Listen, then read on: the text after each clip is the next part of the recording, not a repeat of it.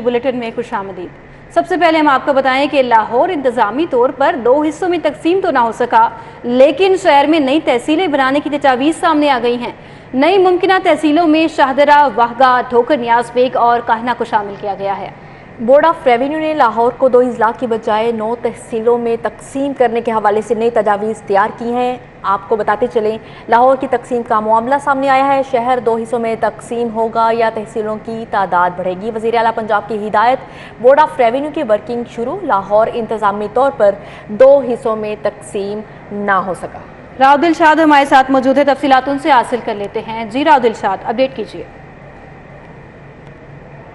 लाहौर शहर को 2 हिस्सों में तकसीम इंतजामी तौर पर करने के हवाले से एक मतलब फिर बहस छुड़ी है, लेकिन ये बहस मजमूई तौर पर 2014 से शुरू हुई। ना तो उस वक्त के वज़ीर आला पंजाब शहबाज शरीफ इस तकसीम पर अमल दरामद करा सके, ना ही सरदार उस्मान बुज़दार अपने पौने 4 साल के दौर में करवा सके, और ना ही 2 माह के टेन्योर में हमजा शहबाज शरीफ ये तकसीम करा सके। अलबत्ता इजलास सभी ने चेयर किया। आपको ये बताएं कि अब चौधरी परवेज़ लाई चूँकि वज़ीर आला पंजाब है, तो उन्होंने भी अब एक इजलास चेयर किया है और इस इजलास के हवाले से अहकाम तो दिए। ताहम अब बोर्ड ऑफ रेवेन्यू ने लाहौर शहर को 2 हिस्सों में तकसीम करने के बजाय इंतजामी तौर पर अब नई तहसीलों की तश्कील के हवाले से तजावीज़ जो है वो तैयार की हैं। आपके बताएं थे कि लाहौर शहर में मजमूई तौर पर 5 तहसीलें हैं, जो कि city, model town, Raiwind, cantt और शालीमार।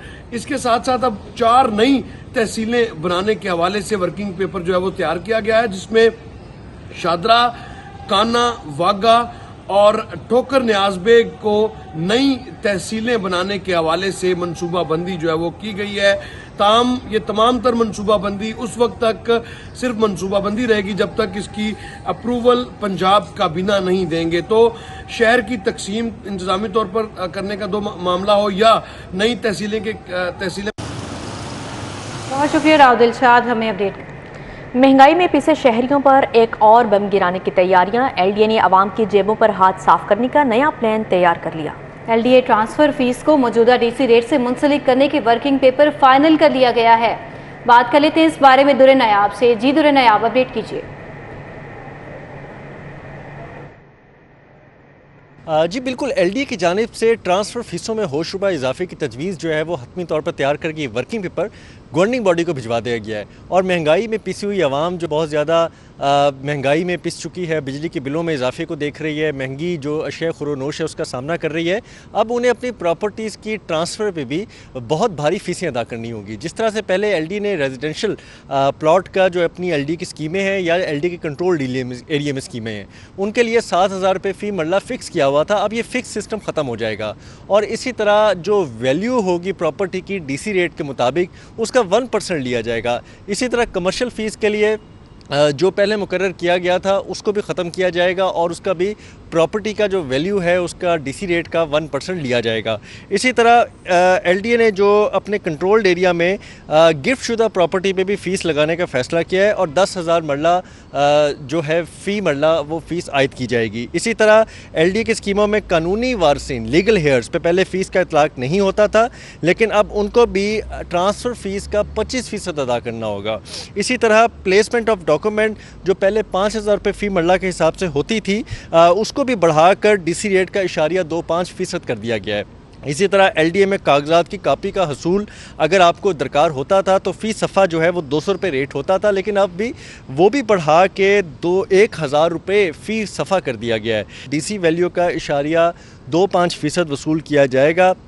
ये तमाम तर चीज़ों की हतमी मंजूरी LDA की गवर्निंग बॉडी देगी, लेकिन LDA ने ये तमाम तर फैसला साजी करके अब बाकायदा भिजवा दिया है और ये मंजूरी जो है वो सोमवार को LDA की गवर्निंग बॉडी के ज़रिए होना मुतवक्के है। जी दुरे नायाब, अपडेट करने का बहुत शुक्रिया। आपको बताएं कि शहरों में रिहायशी और कमर्शियल इमारतों को लैंड रिकॉर्ड सिस्टम में लाने का मंसूबा किया गया है। पंजाब हुकूमत अर्बन लैंड रिकॉर्ड सिस्टम के लिए आलमी बैंक से 25 अरब रुपये का कर्ज लेगी। आलमी बैंक से मुआहदे के लिए तमाम तर ज़रूरी दस्तावेज़ात मुकम्मल कर लिए गए हैं। मज़ीद तफसीलात जान लेते हैं अली रामे से। जी अली रामे, बताइएगा। जी बिल्कुल, ये अर्बन लैंड रिकॉर्ड सिस्टम जो है वो पंजाब हुकूमत शुरू करने जा रही है और इसके लिए क्योंकि PTI का ही प्रोजेक्ट था कि दही मरकज़ माल तो बना दिए गए थे और वहाँ पर जितनी भी ज़रूरी ज़मीनें हैं उनको बाकायदा तौर पर एक सिस्टम में ला दिया गया। लेकिन अब शहरों में जो रहायशी इलाके हैं और साथ ही कमर्शियल एरियाज, अब इनका कोई लैंड रिकॉर्ड सिस्टम नहीं था, तो इस पर पंजाब हुकूमत ने फैसला किया कि इनको भी ऑनलाइन रिकॉर्ड में शामिल किया जाए और साथ हर शहरी की जो जायदाद है उसका बाकायदा नाम और सिस्टम में शामिल हो।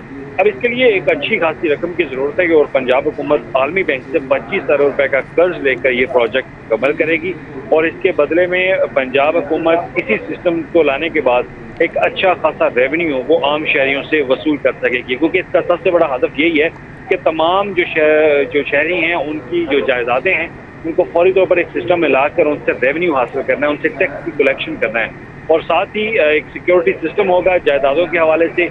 जो आए रोज कब्जा माफिया मुख्तलिफ जगहों पर कब्जा कर रहा था तो उससे भी एक छुटकारा मिलेगा और साथ ही मुख्तलिफ जो झगड़े चल रहे होते हैं जमीन के राजी के ऊपर वो मसला भी हल हो जाएगा। अब इसके लिए पंजाब हुकूमत जल्द जो है वो मुआहदा करने जा रही है और इसके लिए बोर्ड ऑफ रेवेन्यू ने पंजाब हुकूमत को खत भी लिख दिया है। जी बहुत शुक्रिया अली राम ने हमें अपडेट करे थे। पंजाब हुकूमत जल्द ही वर्ल्ड बैंक से 25 अरब का फंड लेगी। एक्साइज की मोटर ब्रांचेस के सॉफ्टवेयर का नाकिस सिक्योरिटी सिस्टम, लाखों रुपए मालियत की गाड़ी के क्वाइफ और मलकियत तब्दील, जबकि एक्साइज हुकाम को इल्म भी नहीं हुआ। शहर में एक्साइज के मुख्तलिफ दफातर में औकातकार के बाद गैर मुतल्लिका अफराद ने IT माहिरीन की मदद से इंस्पेक्टर्स का पासवर्ड इस्तेमाल करके दर्जनों गाड़ियों के मालिकान के शनाख्ती कार्ड नंबर तब्दील कर दिए हैं। अली साही हमारे साथ मौजूद है, तफसीलात उनसे हासिल कर लेते हैं। जी अली साही, अपडेट कीजिए इस बारे में। जी बिल्कुल, महकमा एक्साइज की मोटर ब्रांच में लाखों गाड़ियों का डाटा मौजूद है, लेकिन सिस्टम इंतहाई इसकी सिक्योरिटी कमज़ोर है, जिसकी वजह से इसके पासवर्ड आए रोज़ इस्तेमाल होते हैं। हाल ही में लाहौर के 2 दफातर बागबानपुरा और DHA में इंस्पेक्टर्स के पासवर्ड गैर मुतल्लिका अफराद ने इस्तेमाल किए और दफ्तर के औकातकार के बाद इनको इस्तेमाल करके दर्जनों गाड़ियों के मालकान के ID कार्ड तब्दील किए गए और उनकी मलकियत तब्दील की गई है, जिस पर मुतल्लिका इंस्पेक्टर ने डायरेक्टर एक्साइज को रिपोर्ट किया है और बाकायदा तौर पर तहरीरी तौर पर दरख्वास्त दी गई है कि उनके पासवर्ड रात के औकात में IT माहिरीन की मदद से इस्तेमाल करके जो फेक और बोगस एड्रेसेस जो हैं वो शामिल किए गए हैं, जिस पर डायरेक्टर एक्साइज में एक कमेटी तश्कील दी गई है, जिसके बाद जो ऑडिट करेगी और ऑडिट करने के बाद रिपोर्ट डायरेक्टर एक्साइज को भिजवाएगी। इससे पहले भी इस तरह के वाक़यात रिपोर्ट हुए हैं, लेकिन एक्साइज के IT माहिरीन जो लाखों रुपये तनख्वाह ले रहे हैं वो सिस्टम को सिक्योर नहीं बना सके, जिसकी वजह से आए रोज इस तरह के वाक़यात सामने आते हैं कि लाखों मालियत की गाड़ियां जो हैं उनके एड्रेसेस तब्दील कर दिए जाते हैं, चेसिस नंबर तब्दील कर दिए जाते हैं, उनके क्वाइफ तब्दील करके असल मालकान को तंग किया जाता है और उससे पैसे वसूल किए जाते हैं। जी अली साही, आप हमारे साथ मौजूद रहिएगा। गुज़िश्ता और रवां साल में लेडी कांस्टेबल और कांस्टेबल्स का इंतजार खत्म हो गया। नई भर्ती होने वाली लाहौर की 104 समेत पंजाब भर की 1690 लेडी कांस्टेबल, जबकि लाहौर के 1040 समेत सूबे भर के मुतअद्दिद कांस्टेबल्स को 26 सितंबर को 39 हफ्तों के बुनियादी कोर्स पर तलब कर लिया गया है। मजीद बात कर लेते हैं अली साही से। जी अली साही, बताइएगा। जी बिल्कुल, गुज़िश्ता साल और रवां साल 10,000 के करीब पंजाब पुलिस में ट्रैफिक और कांस्टेबलान जो थे वो भर्ती किए गए थे। इनकी भर्ती का अमल 1 माह पहले मुकम्मल किया गया था। 2 रोज़ कबल जो इनको मेडिकल करवाने का हुक्म दिया गया था। DIG ट्रेनिंग की जानब से मरासला भिजवाया गया है कि 25 सितंबर को तमाम जो लेडी कांस्टेबल हैं और जो कांस्टेबल भर्ती किए गए हैं वो मुतलका ट्रेनिंग स्कूल में रिपोर्ट करेंगे। लाहौर की 104 लेडी कांस्टेबल हैं, जबकि 1040 मर्द कांस्टेबल भर्ती किए गए थे। उनको भी फरूखाबाद ट्रेनिंग स्कूल में रिपोर्ट करने का हुक्म दिया गया है। 29 हफ्तों का ये बुनियादी कोर्स होगा, जिसमें कांस्टेबलान को मुख्तलिफ कोर्सेज करवाए जाएंगे। इसके लिए DIG ट्रेनिंग ने तमाम मुतलका RPOs, DPOs और ट्रेनिंग स्कूल के सरबराहान को मरासला भिजवा दिया है कि ताकि। बहुत शुक्रिया अली साही, हमें अपडेट कर रहे थे। ग्रुप लीडर एप्टमा गौहर एजाज और एप्टमा अहदेदारों की प्रेस कॉन्फ्रेंस। निजी कमर्शियल बैंकों ने डॉलर के उतार चढ़ाव में खूब नाजायज़ पैसा कमाया। गौहर एजाज का कहना था पिछले साल बैंकों ने ट्रेजरी के जरिए 5000 करोड़ रुपए का नफ़ा कमाया। स्टेट बैंक वजारत खजाना तहकीकात ज़रूर करे। गौहर एजाज का मजीद ये भी कहना था कि जिम्मेदारान बैंकों के खिलाफ कार्रवाइयाँ की जाएँ। डॉलर की खरीदो फरोख्त में 10 पैसे से ज़ायद फ़र्क नहीं होना चाहिए। डॉलर का रेट ज़्यादा से ज़्यादा 200 है, 240 इसकी मसनूई कीमत है। गौहर एजाज ने मजीद क्या कहा, आइए आपको भी दिखाते हैं। और स्टेट बैंक को और फाइनेंस मिनिस्ट्री को अगर करेंसी कंट्रोल करनी है तो बैंकों के थ्रू होनी है, क्योंकि ये 64-65 बिलियन डॉलर सब बैंकों में आ और बाइंग और सेलिंग का फ़र्क मैं फिर बोलता हूँ 10 पैसे से ज़्यादा नहीं होना चाहिए और सेंट्रल बैंक और मिनिस्ट्री ऑफ फाइनेंस को इस पर सख्ती से स्टेप लेना चाहिए, ऑडिट करना चाहिए पिछले 3 महीने का कि कौन से बैंकों ने जो है मैनिपुलेट किया करेंसी को, कौन से बैंकों ने इसमें एबनॉर्मल प्रॉफिट किया, ताकि ये काम जो मुल्क में मैनिपुलेशन हो रही है करेंसी की ख़त्म हो सके। इसी पर बात करते हैं शहजाद खान अब्दाली से। जी शहजाद खान बताइएगा।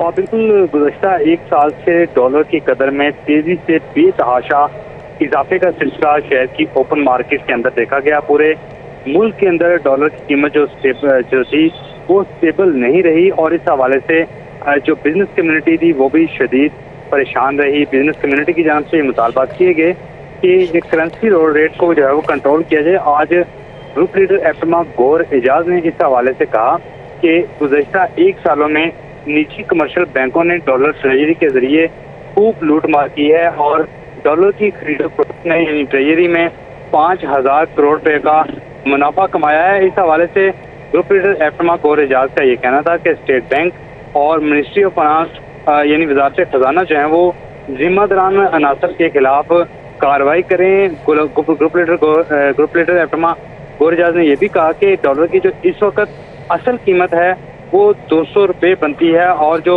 इंटर बैंक के अंदर इसकी कीमत 240 रुपये देखी जा रही है। ये मसनूई कीमत। उनका ये कहना था कि हुकूमत अगर करेंसी को कंट्रोल करना चाहती है, रुपये की कदर मुस्तहकम करना चाहती है और डॉलर का रेट कंट्रोल करना चाहती है, तो इस हवाले से जहाँ दीगर इक़दाम किए जा रहे हैं वहीं पर जो निजी कमर्शियल बैंक हैं इनको रेगुलेट किया जाए, क्योंकि इन्होंने डॉलर के उतार चढ़ाव के दौरान सबसे ज़्यादा लूटमार की है।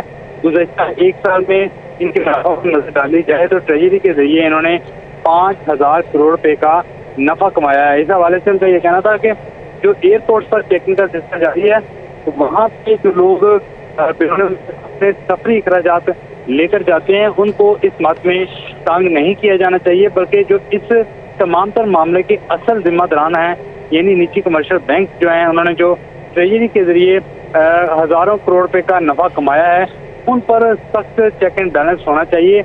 और यही बात Lahore chamber of commerce and industry के सदर मियां नुमान कबीर ने भी की। उन्होंने भी मुतअद्दिद मरतबा ये बात की कि निजी कमर्शियल बैंक जो है वो इस हवाले से नाजायज मुनाफाखोरी कर रहे हैं। जो डॉलर है उसकी होर्डिंग की जा रही है, इसलिए ऐसे बैंकों के खिलाफ कड़ा एहतसाब करना चाहिए। जी शहजाद खान अब्दाली अपडेट करने का बहुत शुक्रिया। ग्रुप लीडर एफएमा गौर एजाज ने निजी कमर्शियल बैंकों के बारे में मजीद क्या कहा, आइए आपको वो भी सुनवाते हैं।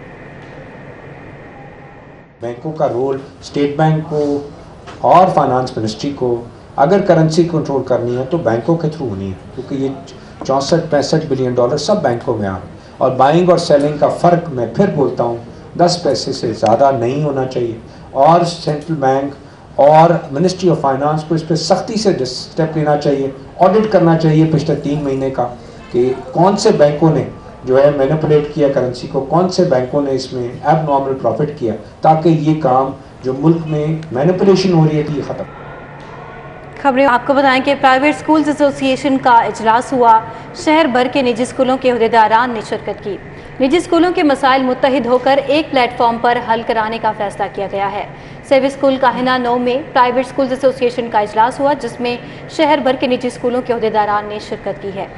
सदर private schools association Ghulam Abbas Qamar ने सदारत की। General secretary advocate Mohammad Shoaib Khan और डायरेक्टर आसिम मियां अमीन ने खुसूसी शिरकत की।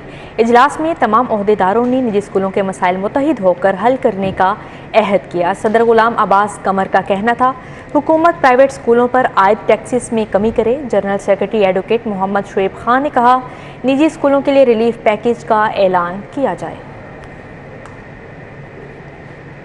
न्यूज़ स्टूडियो से फिलवक्त इतना ही। देखते रहिए सिटी 42।